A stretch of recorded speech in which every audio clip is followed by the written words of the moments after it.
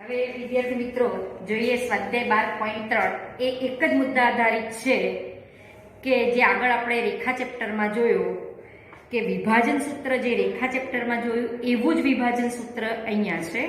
ત્યાં આપણે જોયેલું કે ધારો કે કોઈ રેખાખંડ હોય કે રેખા હોય, ધારો કે a ના આયામ x1 y1 છે, b ના આયામ x2 y2 છે, તો કોઈ p બિંદુ જો રેખાખંડ AB નું વિભાજન લેમ્બડા ગુણોત્તરમાં કરતું હોય, લેમ્બડા જેમ 1 ગુણોત્તરમાં વિભાજન કરે એનો મતલબ કે લેમ્બડા જેમ 1 AP/P. તો P બિંદુના યામ એટલે કે વિભાજન કરતા બિંદુ P ના યામ બરાબર આપણે લખતા હતા lambda x2 x1 lambda +1 lambda y2 y1 lambda +1 આ સૂત્ર એપ્લાય કરતા. હવે એની જગ્યાએ અહીંયા ત્રિપરિમાણમાં ધારો કે કોઈ બે બિંદુઓ છે x1 y1 z1 અને p બિંદુના યામ છે x2 y2 z2 અને કોઈ વિભાજન કરતું બિંદુ સપોઝ p છે લેમ્બડા જેમ 1 ગુણોત્તરમાં, તો જે વિભાજન કરતા બિંદુ p ના યામ લેમ્બડા x2/x1 લેમ્બડા y2 બીજો યામ લેમ્બડા y2 y1 લેમ્બડા +1 અને આનો z યામ લેમ્બડા z2 z1 લેમ્બડા +1 થાય. હવે આ ખાલી વિભાજન સૂત્ર આપણે આ ત્રિપરિમાણમાં આટલું જ યાદ રાખવાનું છે જેવું રેખામાં યાદ રાખ્યું હતું એમ. આ આપણું વિભાજન સૂત્ર છે, આ મગજમાં રાખવાનું. જો અંતઃવિભાજન કરતું હોય કોઈ બિંદુ તો એ જે ગુણોત્તર છે એ ધન લેવામાં આવે છે અને જો બહિર્વિભાજન કોઈ બિંદુ કરતું હોય તો ગુણોત્તર ઋણ લેવામાં આવે છે. હવે આ જ આધારિત બધા જ દાખલા સ્વાધ્યાય 12.3 માં એક જ પોઈન્ટ આધારિત છે. હવે 12.3 માં હવે એ પહેલા તમને ઉદાહરણ 7, 8, 9 અને 10 આપેલા છે. એમાંથી તમે જે ઉદાહરણ બધા સરળ છે એ ગણજો. હવે આપણે વાત કરીએ સ્વાધ્યાય 12.3 એમાં પહેલો દાખલો છે બે બિંદુ આપ્યા છે. હવે એમ કે છે આ બે બિંદુને જોડતા રેખાખંડનું 2:3 ગુણોત્તરમાં અંતઃવિભાજન કરતું હોય તે બિંદુના યામ શોધો. ત્યારે કે હું આને નામ આપું a અને આને b આપું. હવે કોઈ ધારો કે p બિંદુ, ધારો કે p xyz એ રેખાખંડ AB નું 2:3 એટલે કે લેમ્બડા બરાબર 2:3 ગુણોત્તરમાં વિભાજન કરે છે. ગુણોત્તરમાં અંતઃવિભાજન કરે છે એટલે આપણે ગુણોત્તર ધન લીધો છે. આ જ વસ્તુ બીજામાં આપ્યું છે, બીજો જ દાખલો છે, આમાં બહિર્વિભાજન કરે છે તો -2:3 લેવાનું. ગુણોત્તરમાં વિભાજન કરે છે. બહારથી કોઈ વિભાજન કરતું હોય બિંદુ તો આવું કલ્પવાનું કે આ રેખાખંડમાંથી રેખાખંડની સમાવતી રેખા બનાવવાની. ધારો કે બહારનું કોઈ બિંદુ હોય તો આ ગુણોત્તર જે લેમ્બડા છે ઋણ લેવામાં આવે છે. હવે ધારો કે pxyz એ રેખાખંડ AB નું 2:3 ગુણોત્તરમાં વિભાજન કરે છે. તો જે વિભાજન કરતું બિંદુ હોય એના યામ એટલે કે p ના યામ lambda x2 x1 y1 z1 x2 y2 z2, તો lambda x2 x1 lambda +1 lambda y2 y1 lambda +1 lambda z2 z1 lambda +1. લેમ્બડાની જગ્યાએ આપણે શું મૂકવાનું રહેશે 2/3 ને અહીંયા તમે 2/3 સીધા મૂકીને સાદો રૂપ આપો તો પણ ચાલે. અહીંયા મૂકી દઈએ 2/3 એટલે 3 2/3 plus -2 upon 2/3 plus 1 2/3 into -4 plus 3 upon 2/3 plus 1 અને 2/3 into 6 plus 5 upon 2/3 plus 1. અને તમે અહીંયા ધારો કે 2/3 છે અને m જેમ n કો તો અહીંયા જો આના ઉપરથી આ સૂત્ર બની જાય m લેમ્બડાની જગ્યાએ m વિચારો m જેમ n, તો આને આમ લખાય mx2 nx1 m upon n લસા લીધો m plus n લસા ઉડી જશે. એ જ રીતે આને પણ તમે આમ લખી શકો અને સીધા સૂત્રનો ઉપયોગ કરવો હોય તો પણ આપણે કરી શકીએ છીએ. ગમે તે રીતે કરવો હોય દાખલો તો તમે કરી શકો. આને આ રીતે પણ કરી શકાય m plus n. લેમ્બડાની જગ્યાએ m upon n લખીએ અને સીધો અહીંયા m જેમ n તરીકે વિચારવું હોય તો લઈ શકશો. 2 -6 upon 2 plus 3 એટલે 5 3 લસા ઉડી ગયો -8 પ્લસ 9 અપોન 5 3 3 લસા ઉડી ગયો 12 + 5 12 + 15 આવશે 5 × 15 અને અહીંયા 5 3 3 લસા ઉડી ગયો એટલે અહીંયા આવશે -4/5 1/5 અને 27/5 આ વિભાજન કરતા બિંદુ P ના યામ આપણને મળે છે બરોબર આવો જ દાખલો સેમ બીજામાં પૂછ્યું છે 2/3 ગુણોત્તરમાં બહિર વિભાજન કરે છે તો અહીંયા ખાલી શું લેવાનું -2/3 -2 એ રીતે કરી અને તમે એ જે વિભાજન કરતા બિંદુ છે P ના યામ આપણે શોધી શકશું સેમ મેથડ થી કરવાનું છે લેમ્બડા બરાબર શું લેશો તમે અહીંયા -2/3 એ રીતે કરજો હવે જોઈએ આપણો દાખલા નંબર 2 બીજા દાખલામાં છે આપણી પાસે 3 બિંદુ આપ્યા છે તો બિંદુ Q એ PR નું કયા ગુણોત્તરમાં વિભાજન કરે છે ગુણોત્તર શોધવો છે P ના યામ આપ્યા છે 3 2 -4 Q બિંદુના યામ આપ્યા છે 5 4 6 અને R બિંદુના યામ આપ્યા છે આપણને 9 8 10 હવે એમ પૂછે છે કે R બિંદુ એ PQ નું કયા ગુણોત્તર અહીંયા R નથી આપ્યું આપણને Q બિંદુ પૂછ્યું છે Q બિંદુ PR નું કયા ગુણોત્તરમાં વિભાજન કરે છે એ ગુણોત્તર શોધવાનો છે ગમે તે બિંદુ પૂછી શકે એવું જરૂર નથી કે Q જ પૂછે તો અહીં Q એ PR નું ધારો કે લેમ્બડા ગુણોત્તરમાં વિભાજન કરે છે Q એ ધારો કે Q બિંદુ ધારો કે Q એ PR નું એટલે કે રેખાખંડ PR નું લેમ્બડા જેમ 1 એટલે કે લેમ્બડા ગુણોત્તરમાં વિભાજન કરે છે હવે આગળ જોઈએ તે જ પ્રમાણે કયું બિંદુ વિભાજન કરે છે Q બિંદુ તો વિભાજન કરતા બિંદુ Q ના યામ બરાબર ખબર નથી કેટલા ગુણોત્તરમાં એ તો આપણે શોધવો છે ધારો કે લેમ્બડા જેમ 1 એટલે કે લેમ્બડા ગુણોત્તરમાં કયા રેખાખંડનું વિભાજન કરે છે PR તો લેમ્બડા સાથે R બિંદુના યામ આવે લેમ્બડા આને કહેવાનું x1 y1 z1 ને આને સમજવાનું x2 y2 z2 જે રેખાખંડનું વિભાજન કરવાનું હોય અને જે બિંદુ વિભાજન કરતું હોય તે બિંદુના યામ બરાબર જે રેખાખંડનું વિભાજન થતું હોય તેમાં ધારો કે PR નું વિભાજન થતું હોય તો લેમ્બડા સાથે R ના યામ આવે તો lambda x2 plus x1 upon lambda plus 1 lambda y2 plus y1 upon lambda plus 1 lambda z2 plus z1 upon lambda plus 1 બરોબર q ના યામ તો આપણને ખબર જ છે 5 4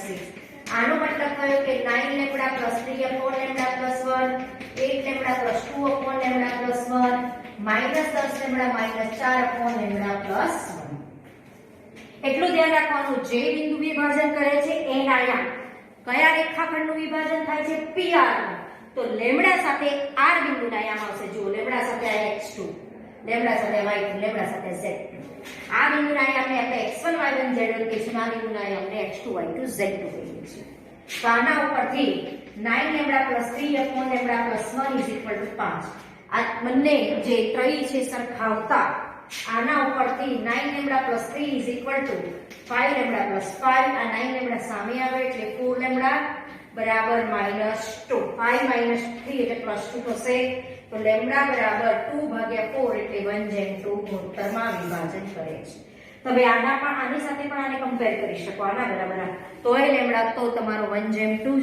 આવશે બરોબર ગમે તેને સરખાવશો x યામ y યામ યા z યામ લેમ્બડા તમને સરખો જ મળશે હવે જોઈએ દાખલા નંબર 3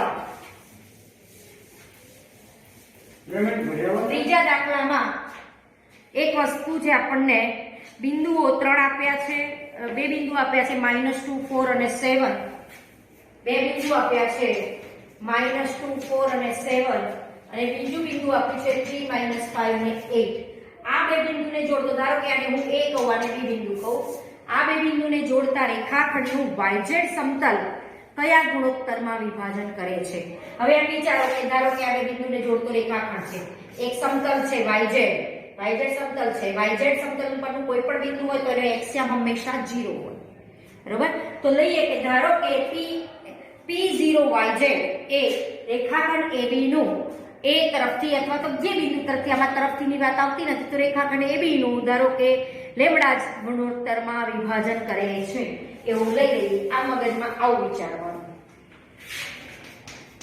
ધારો કે YZ સમતલનું બિંદુ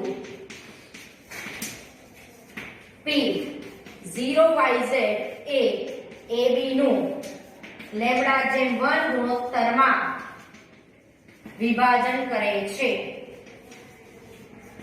ધારો કે એક્ઝેક્ટ સમતલનું બિંદુ હોય તો એ સમતલના દરેક બિંદુનો y આમ 0 હોય અને ધારો કે તમારી પાસે YZ આપ્યું તો x આમ 0 લીધો, xz હોય તો y આમ 0 લેવાનો, xy સમતલ હોય તો તે બિંદુનો z આમ 0 હોય. ધારો કે P0YZ એ રેખાખંડ AB નું લેમ્બડા જેમ 1 ગુણોત્તરમાં વિભાજન કરે છે. કયું બિંદુ વિભાજન કરે છે? P બિંદુ. માટે P ના યામ બરાબર કયા રેખાખંડનું થાય છે? AB નું. કયા ગુણોત્તરમાં? લેમ્બડા.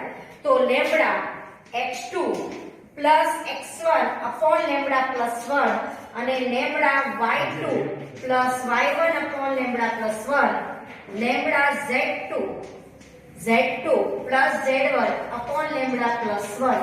આના ઉપરથી P ના યામ આપણને આપેલા છે 0YZ 3 લેમ્બડા -2 upon લેમ્બડા +1 લખી શકીએ, -5 lambda +4 upon lambda +1 8 lambda +7 upon lambda +1.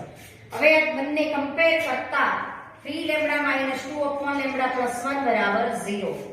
હવે આ કમ્પેર કરો તો તમને લેમ્બડા શોધી શકો. તો આના બરાબર તમે લખો તો y મળે, આના બરાબર લખો તો z મળે. તમે લેમ્બડા તો જાણતા નથી એટલે yz શોધી ન શકો, પણ અહીંયા તમે આના ઉપરથી લેમ્બડા સીધો શોધી શકો.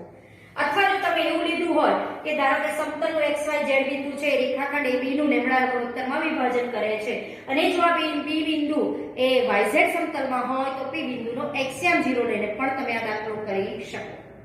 આના ઉપરથી 3 લેમ્બડા -2 બરાબર 0, લેમ્બડા +1 * 0 એટલે 0.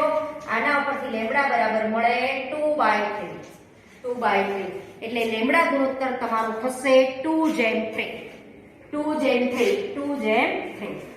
લેમ્બડા બરાબર 2/3 ગુણોત્તર આપણને મળશે. 2/3 લખી દેવાનું. હવે છે ચોથો દાખલો. વિભાજન સૂત્રનો ઉપયોગ કરી ત્રણ બિંદુઓ ABC જે સમરેખ છે એવું સાબિત કરવાનું કીધેલું છે. આ ટાઈપનું ઉદાહરણ 8મા દાખલો છે એ તમે કરજો. હવે અહીંયા આપણે દાખલા નંબર કરીએ ચોથો. ત્રણ બિંદુ આપ્યા છે, સમરેખ છે એવું સાબિત કરવું છે. તો અહીંયા આપણને ત્રણ બિંદુ આપ્યા છે. ચોથા દાખલામાં ત્રણ બિંદુ છે આપણી પાસે 2 -3 4. આ એક બિંદુ, બીજું બિંદુ છે -1 2 1 અને C બિંદુ છે 0 1/3 2. પણ એને કીધું છે કે આ ત્રણ બિંદુઓ જે છે એને વિભાજન સૂત્રની મદદથી સમરેખ બતાવવાના છે.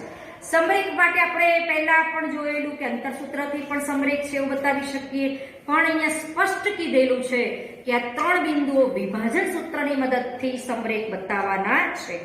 હવે આપણે લઈએ કે ધારો કે કોઈ એક P બિંદુ છે એ રેખાખંડ AB નું લેમ્બડા ગુણોત્તરમાં વિભાજન કરે છે.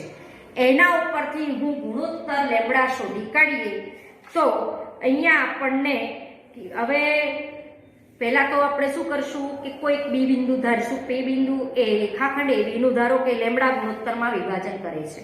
એના ઉપરથી આપણને P ના યામ મળે. હવે P ના જે યામ મળે એમાંથી તમે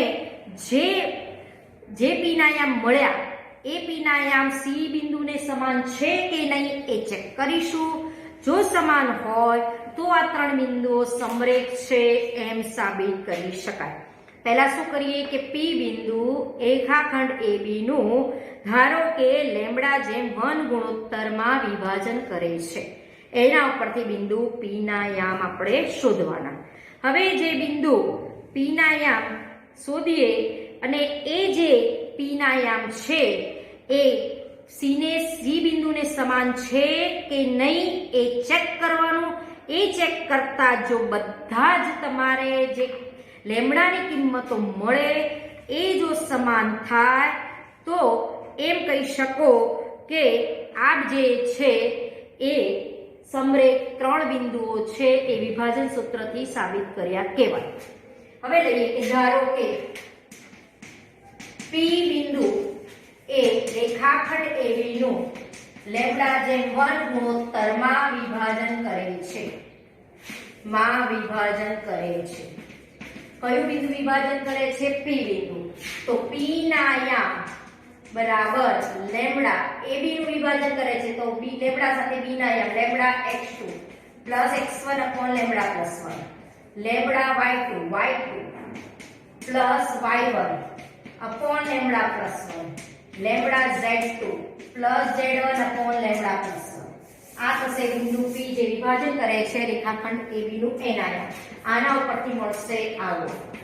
થોડું સાદું રૂપ ગોઠવી દઈએ અને એના ઉપરથી આપણને આવું મળે. આ થયા તમારા વિભાજન કરતા બિંદુ P ના આયામ. હવે જે આપણે ચકાસીએ કે જે આ લેમ્બડાની કોઈ કિંમત માટે આ જે બિંદુઓ P છે એ C સમાન છે કે નહીં. આપણે ચકાસીએ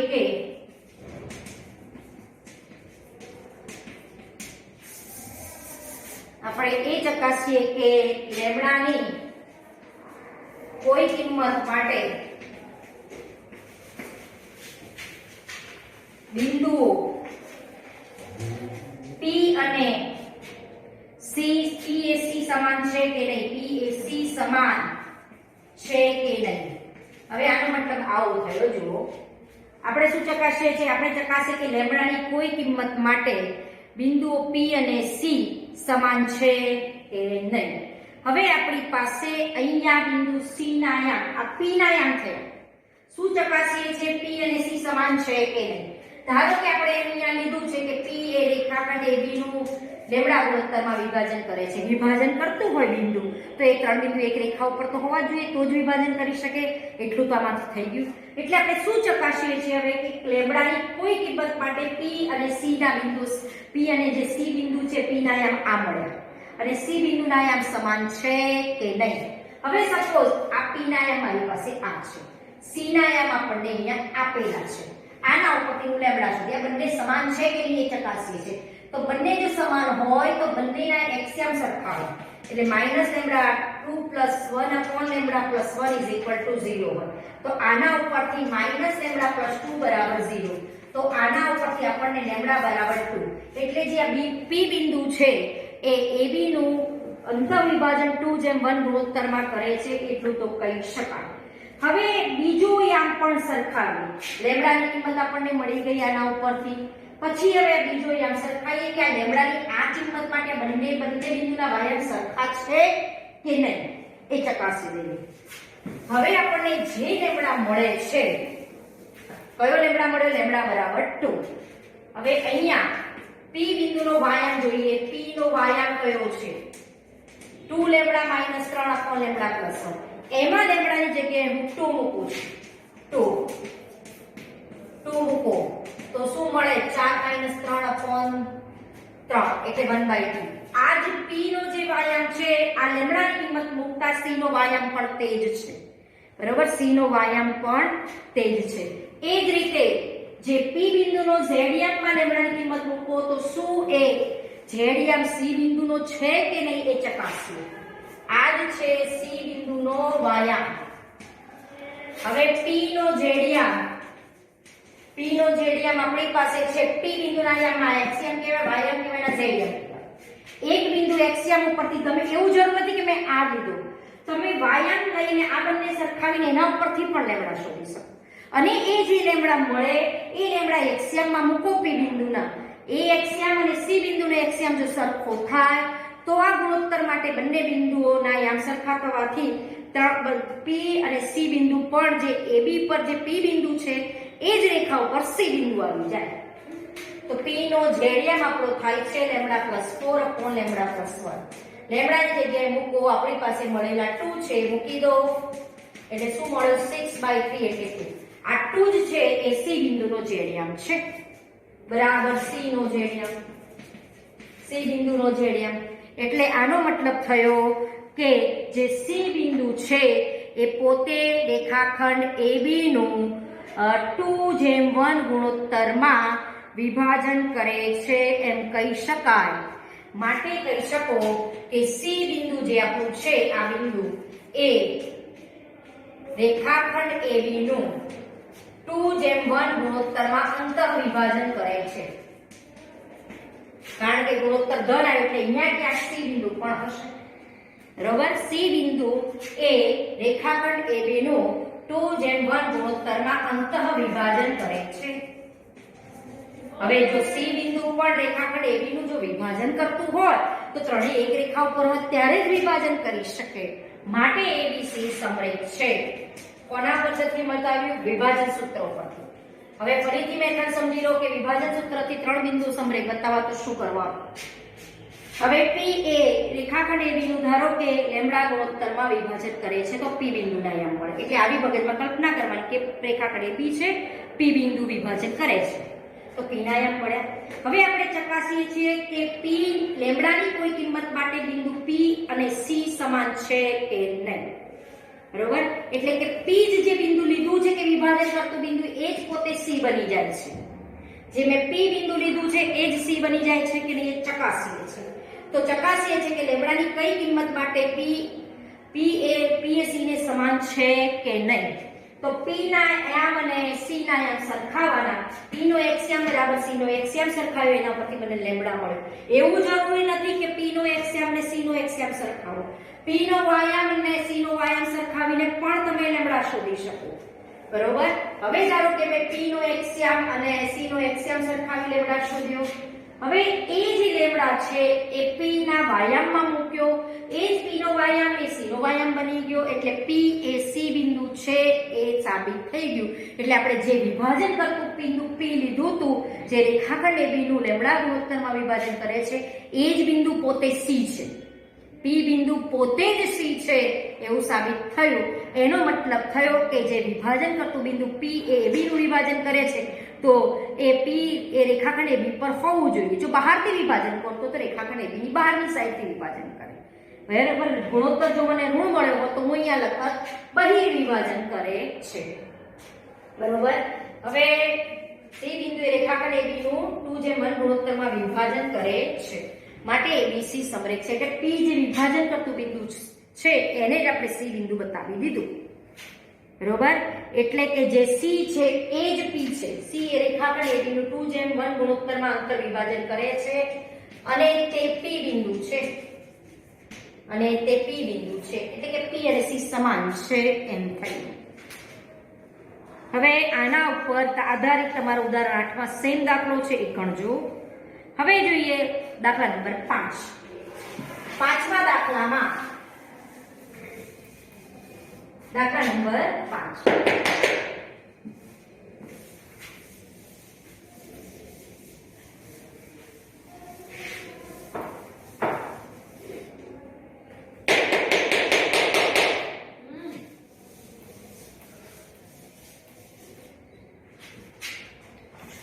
પાંચમા દાખલામાં આપણી પાસે છે બે બિંદુ આપ્યા છે, એને જોડતા રેખાખંડનું ત્રિભાજન કરતા બિંદુના યામ શોધો. ચલો પાંચમા દાખલામાં આપણે રેખાખંડ દોરી દઈએ. ધારો કે રેખાખંડ PQ છે. P ના આયામ આપી દીધા છે આપણને 4, 2 અને -6 અને Q ના આયામ આપ્યા છે 10, -16 અને 6. તેમ કહે છે કે આ રેખાખંડનું ત્રિભાજન કરતા કોઈ રેખાખંડનું 3 ભાગ ત્રિભાજન એટલે 3 સરખા ભાગ. 3 સરખા ભાગ કરવા એટલે બે બિંદુ મૂકવા પડે તો તેના 3 ભાગ થાય.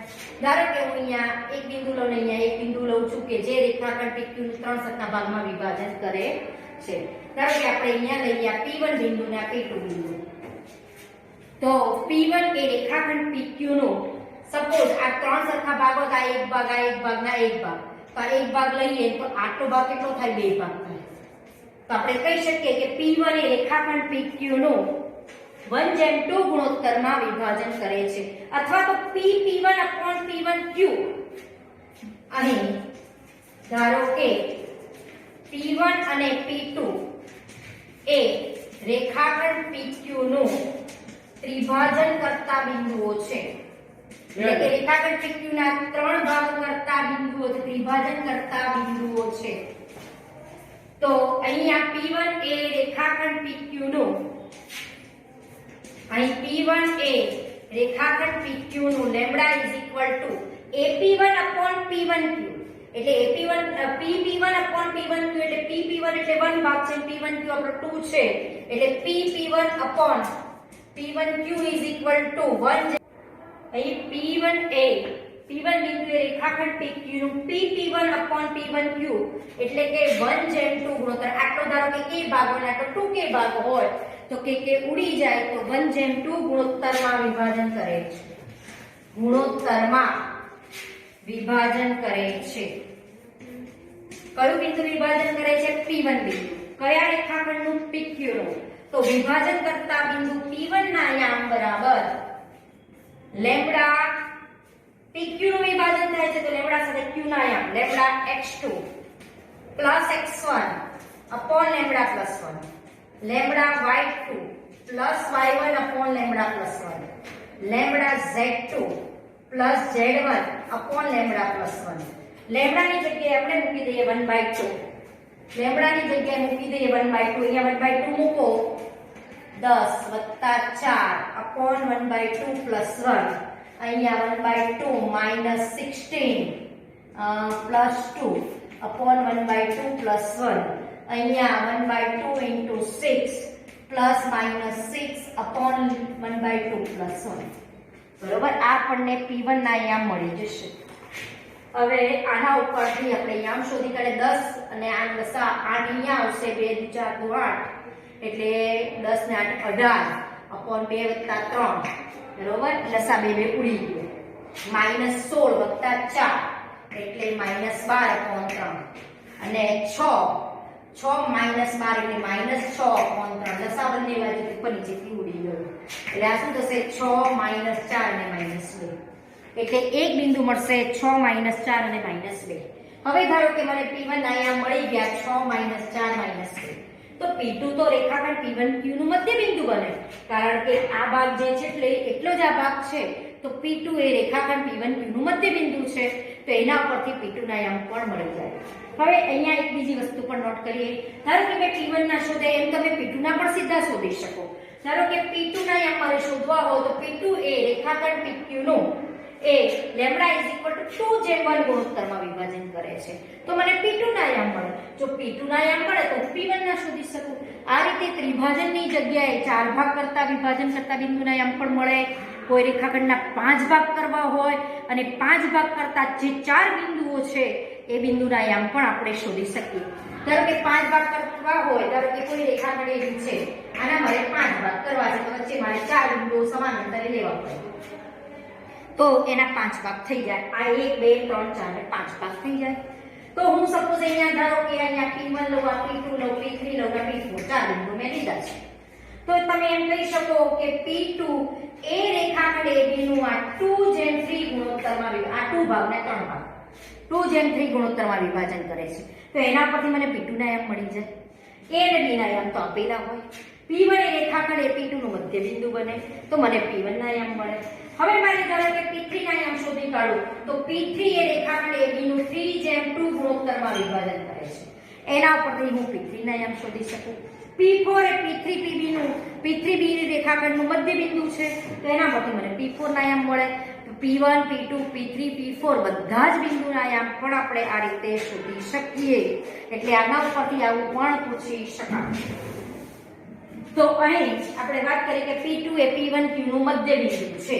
અહીં P2 એ રેખાખંડ P1Q નું મધ્ય બિંદુ છે માટે P2 ના યામ બરાબર બંનેના એક્સનો સરવાળો / 2 6 + 16 6 + 10/2 અને -4 - 16 / 2 બંનેના વાયાનો સરવાળો / 2 બંનેના ઝેડિયાનો સરવાળો / 2 તો આના ઉપરથી મળે 16/2 એટલે 8 -20/2 એટલે -10 ને 4/2 એટલે 2 એટલે 8 -10 અને 2 એ P2 જે બીજું બિંદુ છે રેખાખંડ AB નું ત્રિભાજન કરતું એના પણ તમે યામ શોધી શકો. 3 ભાગ હોય, 4 ભાગ હોય, 5 ભાગ ગમે એટલા ભાગ હોય તો પણ આપણે કોઈ પણ બિંદુના યામ શોધી શકીએ.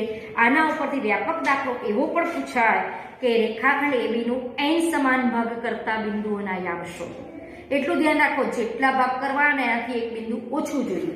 ધારો કે મારે 3 ભાગ કરવા હોય તો 2 બિંદુ જોઈએ, 5 ભાગ કરવા હોય તો વચ્ચે 4 બિંદુ જોઈએ, n ભાગ કરવા હોય તો વચ્ચે n-1 બિંદુ જોઈએ અને આ બધો ભાગ એક સમાન અંતર વાળો છે, 1 એકમ લઈ લઈએ છે. એની જગ્યાએ ધારો કે હું આ k લઉં તો આ શું આવશે k/2k એટલે k તો ઉડી ગયા તો 1/4 ગુણોત્તર રહેશે. એ રીતે તમે કોઈ પણ વિભાજન કરતા બિંદુના યામ વ્યાપક સૂત્રથી પણ શોધી શકાય. એ આપણે સમજીશું આગળ, બરોબર. એક દાખલો અલગ લઈશું આ ચેપ્ટર પૂરો થયા પછી, એટલે એની મદદથી તમે કોઈ પણ બિંદુના યામ શોધી શકો. n માટે લઈ લઈએ એટલે બધું આવી જાય, વ્યાપક સૂત્ર પણ આવી જાય. હવે આમાં પ્રકીર્ણના એક ઉદાહરણ છે, ઉદાહરણ 11. એ પણ ઘણી વખત પૂછાયેલું છે. અહીંયા ABCD 4 બિંદુ આપ્યા છે.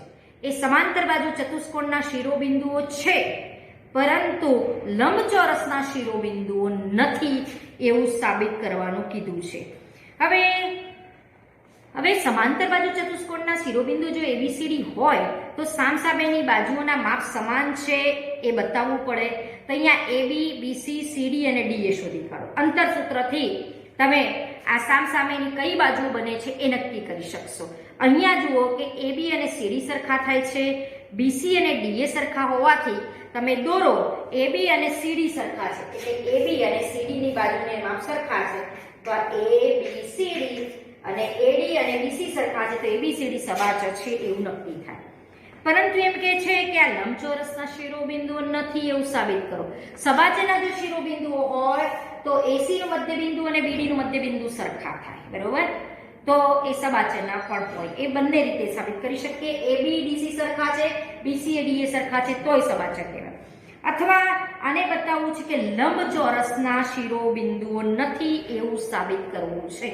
તો અહીંયા જો લંબચોરસના હોય, ધારો કે આ લંબચોરસના હોત ABCD સબાચરની જગ્યાએ, તો વિકર્ણ AC ની લંબાઈ અને BD ની લંબાઈ સરખી થાત.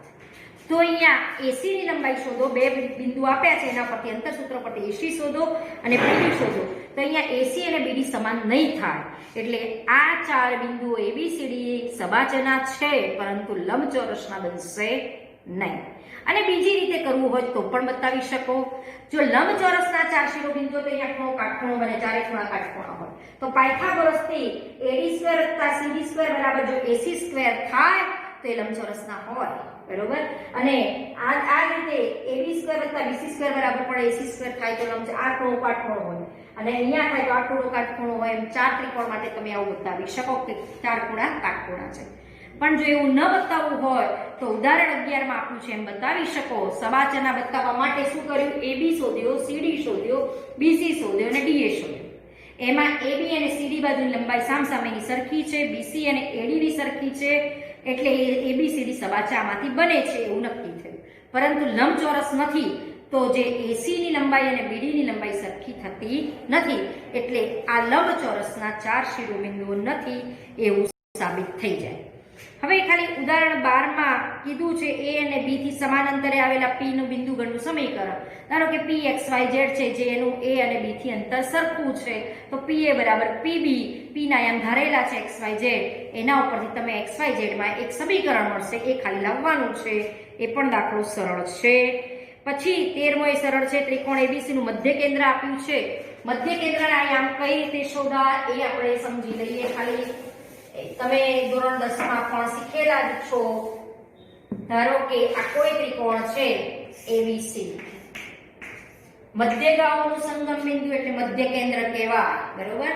મધ્યગાઓનું સંગમ બિંદુ એટલે મધ્ય કેન્દ્ર કહેવાય. વેધોનું સંગમ બિંદુ એને લંબ કેન્દ્ર કહેવાય અને લંબ દ્વિભાજકોનું સંગમ બિંદુ એને પરિકેન્દ્ર કહેવાય, બરોબર. આટલા કેન્દ્રો આપણને આવડવા જોઈએ. આ ત્રણેયમાં ડિફરન્સ સમજી લો. મધ્યગા કોને કહેવાય, વેધ કોને કહેવાય, લંબ દ્વિભાજક કોને કહેવાય. ધારો કે આમાં ત્રિકોણ દોર્યો તો આમાંથી ધારો કે અહીંયા કોઈ એક મધ્યગા દોરું તો સામેના રેખાખંડના ફક્ત 2 ભાગ જ સરખા કરે, લંબ ન હોય મધ્યગા. અને અહીંયા જુઓ, ધારો કે આ મેં AD મધ્યગા દોરી, આ DE મધ્યગા દોરી, સામેના રેખાખંડના 2 સરખા ભાગ કરે. આ ધારો કે એક મધ્યગા દોરી, આ સામેના રેખાખંડના 2 સરખા ભાગ કરે, બરોબર. AD, BE અને CF એ મધ્યગાઓ દોરી છે. ત્રણેય મધ્યગાઓ જ્યાં છેદે, જે બિંદુએ છેદે એને કહેવાય મધ્ય કેન્દ્ર, એને કહેવાય મધ્ય કેન્દ્ર, બરોબર. હવે મધ્યગાઓનું સંગમ બિંદુ એટલે કે મધ્ય કેન્દ્ર. હવે મધ્ય કેન્દ્રના યામ ત્રિકોણના યામ આપ્યા હોય તો કઈ રીતે શોધાય એના માટે તમને ઉદાહરણ આપ્યું છે 9મું, એ જોજો એટલે એક પણ તમને સમજાઈ જશે કે મધ્ય કેન્દ્રના યામ કઈ રીતે શોધેલા છે. ધારો કે a ના યામ છે x1 y1 z1, b ના યામ x2 y2 z2 છે અને c ના યામ x3 y3 z3 છે. તો મધ્ય કેન્દ્ર g કહીએ g. તો a ના યામ કઈ રીતે શોધાય? ત્રણેય બિંદુના x યામનો સરવાળો બાય 3. તો g ના યામ આપણને મળશે x1 x2 x3 બાય 3 અને ત્રણેય બિંદુના y યામોનો સરવાળો upon 3, ત્રણેય બિંદુના z યામોનો સરવાળો upon 3 કરો એટલે આ 3 નો સરવાળો આ 3 નો સરવાળો બાય 3 અને આ 3 નો સરવાળો બાય 3 એટલે મધ્ય કેન્દ્ર g ના યામ મળે. બરોબર. અને કઈ રીતે શોધાય એ આ કઈ રીતે આવ્યું એ ઉદાહરણ 9 માં આપેલું જ છે. તો અહીંયા d એ મધ્ય બિંદુ છે તો d ના યામ શું થાય? x2 x3 by 2, y2 y3 by 2 અને z2 z3 બાય 2. હવે આપણને એ d ના યામ મળ્યા. હવે g જો ત્રિકોણનું મધ્ય બિંદુ હોય તો આપણને ખબર છે કે આ AD g બિંદુ એ રેખાખંડ AD નું 2:1 ગુણોત્તરમાં વિભાજન કરે છે. જો g એ મધ્ય કેન્દ્ર હોય તો g એ રેખાખંડ AD નું 2:1 ગુણોત્તરમાં વિભાજન કરે છે. મને a ના યામ x1 y1 z1 ખબર છે, d મધ્ય બિંદુ હોય આના ઉપરથી મને d ના યામ મળે તો g એ 2:1 ગુણોત્તરમાં વિભાજન કરતું હોય તો આના ઉપરથી g બિંદુના યામ તમને શોધીને ઉદાહરણ 9 માં આપેલા છે તે આ જ છે. બરોબર. ત્યાં પણ વિભાજન સૂત્રનો ઉપયોગ કરેલો છે. એ મધ્યગાઓનું સંગમ બિંદુ એટલે મધ્ય કેન્દ્ર કહેવાય. અને આ 2:1 આ 2:1 થાય આ 2:1 થાય તો અહીંયા CF ની વાત કરીએ તો CF રેખાખંડ માં જે g બિંદુ છે g બિંદુ મધ્ય કેન્દ્ર g એ CF નું 2:1 ગુણોત્તરમાં વિભાજન કરે છે એટલે CG2 અંતર થાય એટલે FG તમારો 1 એકમ થાય. હવે વેધ માટે વાત કરીએ કે મેં કીધું કે વેધોનું સંગમ બિંદુ એટલે લંબ કેન્દ્ર કહેવાય. તો ધારો કે આ ત્રિકોણ છે એમાં વેધ કોને કહેવાય ખબર હોવી જોઈએ. ધારો કે વેધ એટલે આ ત્રિકોણ સપોઝ ABC છે તો આ વેધ મારો સામેના રેખાખંડને ખાલી લંબ હોય આ વેધ કહેવાય. પેલું શું હોય? સામેના રેખાખંડને બે ભાગ કરે મધ્યગા એટલે બે ભાગ કરે. અને આ પણ તમે વેધ કરી શકો અને આ પણ વેધ કરી શકો. અને વેધોનું સંગમ બિંદુ એટલે એ કહેવાય છે લંબ કેન્દ્ર. બરોબર. વેધોનું સંગમ બિંદુ લંબ કેન્દ્ર. પણ તમને એમ થાય કે ત્રિકોણ આવો હોય તો આ સંગમ બિંદુ કહેવાય, તો કાટકોણ હોય તો એનું લંબ કેન્દ્ર ક્યાં હોય? ધારો કે આ મારો કાટકોણ ત્રિકોણ છે તો આ જ મારો વેધ બન્યો. અહીંયા AB એ મારો વેધ કહેવાય. બરોબર. હવે આ જે જ્યાં ખૂણો કાટખૂણો બનતો હોય એ જ મારું મધ્ય કેન્દ્ર કહેવાય કાટકોણ ત્રિકોણ માટે. જ્યાં ખૂણો કાટખૂણો બને એ જ મારું જે બીના યામ છે એ જ મારા લંબ કેન્દ્રના યામ થાય. કારણ કે અહીંયા તમે આમ બીજો કાટખૂણો વિચારો તો આ તમારો વેધ થયો કહેવાય. તો અહીંયા નીચે આમ પણ હોઈ શકે તો આ વેધોનું સંગમ બિંદુ કહેવાય. એટલે જે બી છે એ જે જ્યાં ખૂણો કાટખૂણો બનતો હોય એ જ તમારું લંબ કેન્દ્ર કહેવાય. અહીંયા શું થાય છે? તમારે અહીંયા જે અહીંયા આ જે છે વેધ છે, આ એક વેધ છે, આ એક વેધ છે તો ત્રણેય વેધો અહીંયા છેદી શકે. પણ આમાં તમે કેવી રીતે વેધ દોરો? તો જ્યાં કાટકોણ ત્રિકોણમાં કાટખૂણો બનતો હોય એ જ તમારું લંબ કેન્દ્ર બને છે. પછી એક પરિકેન્દ્રની મેં વાત કરેલી. પરિકેન્દ્ર કોને કહેવાય? ધારો કે આ ત્રિકોણ ABC છે તો લંબ દ્વિભાજકોનું સંગમ બિંદુ એટલે પરિકેન્દ્ર કહેવાય. લંબ દ્વિભાજક કોને કહેવાય? ધારો કે આ રેખાખંડ AB ના બે ભાગ કરે અને એને લંબ હોય એને લંબ દ્વિભાજક કહેવાય. જરૂરી નથી કે લંબ દ્વિભાજક સામેના શિરોબિંદુમાંથી પસાર થાય, જરૂરી છે જ નહીં. હવે અહીંયા આપણે એક લંબ દ્વિભાજક કહેવાય. આના બે ભાગ કરે અને લંબ હોય. ધારો કે L1 લંબ દ્વિભાજક રેખા દોરવા, L2 દોરવું. આ એક L3 લંબ દ્વિભાજક રેખા દોરી કે જે આના બે સરખા ભાગ કરે. તો આ જે એનું સંગમ બિંદુ છે એને કહેવાય છે પરિકેન્દ્ર. લંબ દ્વિભાજકોનું સંગમ બિંદુ એને કહેવાય પરિકેન્દ્ર. હવે અહીંયા તમે ABC માંથી એક વર્તુળ દોરો. ત્રિકોણના ત્રણ શિરોબિંદુમાં ABC માંથી વર્તુળ દોરો તો એને કહેવાય છે પરિવર્તુળ. અને પરિવર્તુળમાં દરેક પરિકેન્દ્ર હું કહું કે P તો P એ એની પરિત્રિજ્યા કહેવાય, PB પણ પરિત્રિજ્યા કહેવાય, PC પણ પરિત્રિજ્યા કહેવાય.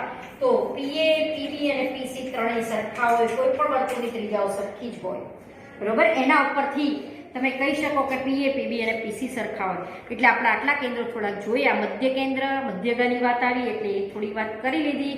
મધ્ય કેન્દ્ર કોને કહેવાય, લંબ કેન્દ્ર અને પરિકેન્દ્ર કોને કહેવાય, ગણિતમાં આટલી થોડીક સમજ હોવી જોઈએ. આના ઉપરથી એક બીજું એક કેન્દ્ર પણ આવે છે, એ અંતઃકેન્દ્ર આવે છે, બરોબર. એ પણ આપણે આગળ જો વાત કરવાની હોય ત્યારે આપણે કરી શકીએ કે અંતઃકેન્દ્ર કોને કહેવાય. અંતઃકેન્દ્ર આપણે ખાલી સિમ્પલ કહી દઉં કે અંતઃકેન્દ્ર કોને કહેવાય. ધારો કે આ જે ત્રિકોણ એબીસી છે, આ ખૂણો એ છે, એના બરોબર મિડલમાંથી જે બે ભાગ કરીને જે એક રેખા બને, આ તમારે આ રેખા અને આ બીના બરોબર મિડલમાંથી ભાગ કરી અને આના આ બે બરોબર મિડલમાંથી પસાર થતી રેખા એક દોરો. અહીંયાથી બરોબર આ ખૂણાના બે ભાગ કરતી એક રેખા દોરો અને આ જે ત્રણેય જે બિંદુમાં છેદે એને અંતઃકેન્દ્ર આઈ કહેવાય. અને આ જે એબીસી માંથી પસાર થતું જે વર્તુળ દોરો એને કહેવાય આ બહારનું દોરો એ પરિવર્તુળ કહેવાય. આની અંદરથી જે વર્તુળ દોરવામાં આવે છે એને તમે કહી શકો અંતઃવર્તુળ ને આ કહેવાય અંતઃકેન્દ્ર. આઈ તમે કહી શકો છો અંતઃકેન્દ્ર, બરોબર. તો અંતઃકેન્દ્ર તમે આઈ કહી શકો ને અંદરની જે વર્તુળ દોરો એને અંતઃવર્તુળ કહેવામાં આવે છે. અંતઃકેન્દ્રને આપણે આઈ કહીએ છીએ. ક્યારે બને? ખૂણાઓના દ્વિભાજકોથી બને છે. ખૂણાઓના દ્વિભાજકોનું સંગમ બિંદુ એટલે અંતઃકેન્દ્ર કહેવાય. અને કોણ દ્વિભાજકો લંબ દ્વિભાજકોનું સંગમ બિંદુ એને પરિકેન્દ્ર કહેવાય. અને ભેદોનું સંગમ બિંદુ એને લંબ કેન્દ્ર કહેવાય. લંબ કેન્દ્રને મોસ્ટલી આપણે H તરીકે ઓળખીએ છીએ, પરિકેન્દ્રને P કહીએ છીએ અને અંતઃકેન્દ્રને I તરીકે ઓળખવામાં આવે છે. અને મધ્ય કેન્દ્ર એટલે મધ્યગાઓનું સંગમ બિંદુ. આ મધ્યગા વેદમાં તફાવત સમજવાનો. મધ્યગા ફક્ત સામેના રેખાખંડના બે ભાગ જ કરે અને વેદ એ ખાલી લંબ હોય, બે ભાગ ના કરે રેખાખંડના.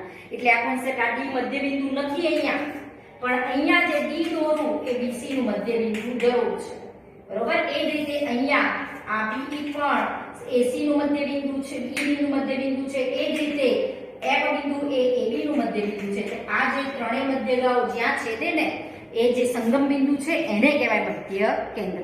એટલે આટલા કેન્દ્રો આવડવા જોઈએ: મધ્ય કેન્દ્ર, લંબ કેન્દ્ર, પરિકેન્દ્ર, અંતઃકેન્દ્ર. આટલા કેન્દ્રો આપણા ગણિતમાં આવે છે.